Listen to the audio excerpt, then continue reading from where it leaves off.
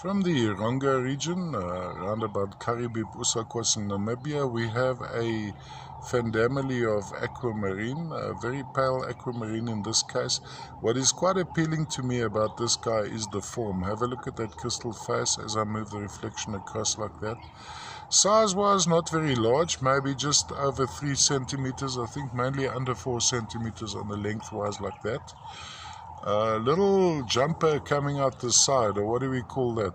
Terminated, unsure. It's as if they've been coated with what could be opal AN or hyalite, or it could be just feldspar coating. A typical association with this material is, of course, feldspar.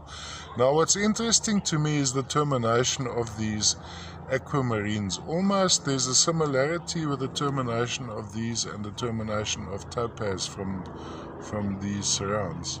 So often there's a little, in my mind, there's a bit of confusion as to topaz and aquamarine, but clearly here we have the barrel-shaped formation of the aquamarine.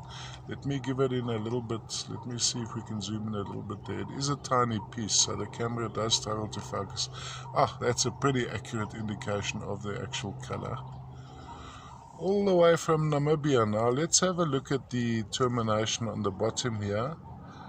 There are some minor terminations jutting out here, but they have been basically filled with perhaps feldspar, or as I said earlier, the hyalite, which is opal AN, which would fluoresce under shortwave UV. I'd actually expect to find someone here, but please look at my description before we know for sure.